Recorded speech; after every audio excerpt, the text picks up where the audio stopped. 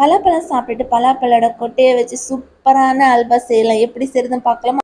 ஒரு வாட்டி செஞ்சு பாருங்க, வீட்டில் அடிக்கடி செய்வீங்க. இது பலாப்பழ கொட்டையோட வெளியே இருக்க அந்த ஒயிட் கலர் இருக்கு, அந்த தோலை மட்டும் எடுத்துட்டு அதை ரெண்டாக கட் பண்ணி வேக வச்சு எடுத்துக்கலாம். வேக வச்சதை வெறும் மிக்ஸி ஜாரில் சேஞ்ச் பண்ணி கொஞ்சமாக தண்ணியை சேர்த்து அதை பேஸ்ட்டை அரைச்சி எடுத்துக்கலாம். இது ஒரு பக்கம் இருக்கட்டும். இப்போ ஸ்டவ் ஆன் பண்ணி ஒரு பாத்திரத்தில் சர்க்கரையை நம்ம கரைச்சி எடுத்துக்கலாம். அதையும் தனியாக எடுத்து வச்சுக்கலாம். இப்போ ஒரு பேனில் கொஞ்சமாக நெய் சேர்த்துட்டு முந்திரி பருப்பு பாதாம் எல்லாம் வறுத்து எடுத்துக்கலாம். இப்போ அதே நெய்யில் நம்ம பேஸ்ட்டை அரைச்சி வச்சுக்க பலாப்பழ கொட்டையோட விதையும் அதில் சேர்த்து நல்லா மிக்ஸ் பண்ணி விட்டுக்கணும். அடிக்கடி கொஞ்சம் கொஞ்சமாக நெய் சேர்த்து நல்லா மிக்ஸ் பண்ணும்போது அதோட பச்சை வாசனை எல்லாமே போகும். பச்சை வாசனை போனதுக்கு அப்புறமா கரைச்சி வச்சுட்டு சர்க்கரையுமே அதில் சேர்த்து நல்லா மிக்ஸ் பண்ணிக்கணும். அது கொஞ்சம் கெட்டி ஆகும். கெட்டியானதுக்கு அப்புறமும் நல்லா மிக்ஸ் பண்ணிட்டே இருக்கணும். லாஸ்ட்ல அல்வா கொஞ்சமாக சுண்டி வரும்போது ஏலக்காவும் சேர்த்துக்கலாம். இடையில கொஞ்சம் கொஞ்சமாக நெய்யும் சேர்த்துட்டு வறுத்து வச்சிருக்க முந்திரி பருப்பையும் அதில் சேர்த்து நல்லா மிக்ஸ் பண்ணிட்டே இருக்கணும். லாஸ்ட்ல பேனில் விட்டா மறைந்து ஸ்டேஜ் ஸ்டவ் ஆஃப் பண்ணிக்கலாம். இப்போ நம்மளோட சூப்பரான அல்வா ரெடி ஆகிட்டு பச்சை வாசனை இருக்காது, அவ்வளோ ஒரு டேஸ்ட்டாக இருக்கும். பலாக்கொட்டையில தான் செஞ்ச மாதிரி இருக்காது, சூப்பராக இருக்கும்.